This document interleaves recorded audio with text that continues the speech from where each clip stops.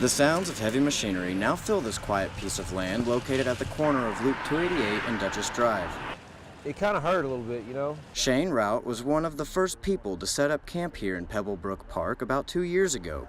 Yeah, it's been fun. The encampment was home to approximately 12 others ranging from ages 17 to 64 years old. Rout and his fellow campers had a drainage system, bridges, ladders that were made out of logs, stairs made of mud that led to and from the creek, and even had a hole to throw their trash in. According to the Human Services Coordinator of Denton, Danielle Shaw, the campers had a little over a year notice and were given 2 weeks to move everything they wanted to keep out of the area. I moved a little further in, but apparently they're coming that way. The city of Denton has been working to help make positive connections with the homeless by coordinating with local agencies. There's a tremendous effort with the coordination of a street outreach program with housing providers to connect anyone who's experiencing homelessness with what we call a coordinated entry system. Now that his camp is about to be gone, Rout plans on staying with a few friends who are offering a bed to sleep in. They're moving in on me, so I'm just gonna have to pick up my stuff and go, man. I'm just kind of winging it right now, man. After the Las Vegas massacre, gun restriction talk has made its way back into the conversation around the nation. Here in Texas, the state legislature passed a bill making it more cost-effective for citizens to get their license to carry for their own protection. I got a chance to hear both sides of the issue. Take a look. Here at Eagle Gun Range, license to carry classes cost $75. Go ahead and pull the trigger. Get used to the trigger pull up. With Senate Bill 16 in effect September 1st, Texas residents are saving $100 when they pay for their first Texas license to carry. The $100 reduction to $40 provides citizens the opportunity and the benefit and the ability to take care of themselves, arm and prepare, and to take care of themselves and their families. Many people, like the president of the University of North Texas College Democrats organization, believe gun laws should be more strict.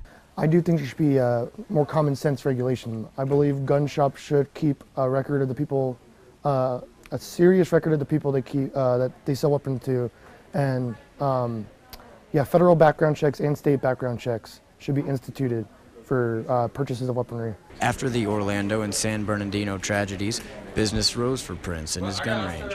And now, just days after the Las Vegas catastrophe and with winter coming, Prince once again expects business to prosper. You know, after San Bernardino, after Orlando's, we saw a huge spike in hunting. People really wanted to be able to protect themselves. We think once it gets colder, we'll see a pretty dramatic pickup in the number of students that we get. Here in front of Lee Elementary, school zone signs are often overlooked, making it a dangerous trip for students walking to and from school. In a recent study by ZenDrive, Denton County as a whole received a grade rating of F and was placed 181st out of 186 counties when it comes to driving behavior in school zones. We see a lot of people flying down the road, and they're a lot of times on their phones or very distracted. Calfrey has lived within the school zone for 15 years and continues to see this problem day in and day out. Especially as the hill coming up to my driveway, we see drivers really going fast there, almost like they don't know that it's a school zone, even though the school's right there. Denton Police spokesperson Shane Kaiser says officers are constantly in search in school zones for violators when they have the manpower. We actively patrol, run radar, do a lot of,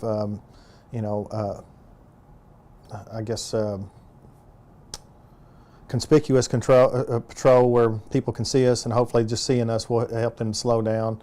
But when asked if the police often patrol the school zone in front of Lee Elementary, Calfrey had a different answer. And at the beginning of the year, we might for a few days during the first couple of weeks, but not on a regular basis. One possible problem, the signs. The school zone signs are located where they should be. However, the display of the signs are very plain and do not stand out to drivers very well. That different signs and more police presence would really help. The different signs that Kathy is talking about are these, located outside of Calhoun Middle School. Now, only 5 out of 19 schools here in Denton ISD actually have school zone signs with lights on them, like this one, to help drivers understand they're entering a school zone and they need to slow down. Lights would help, or maybe even a bigger sign, bigger with the times of the school zone, or a flashing light during that time, I think would help tremendously. While better signs could help solve this issue, Officer Kaiser suggests for drivers to be more cognizant of the dangers in the area, stay off of their cell phones, and pay attention to their surroundings as well as nearby signs. I'm Kale Ward, NT Daily News.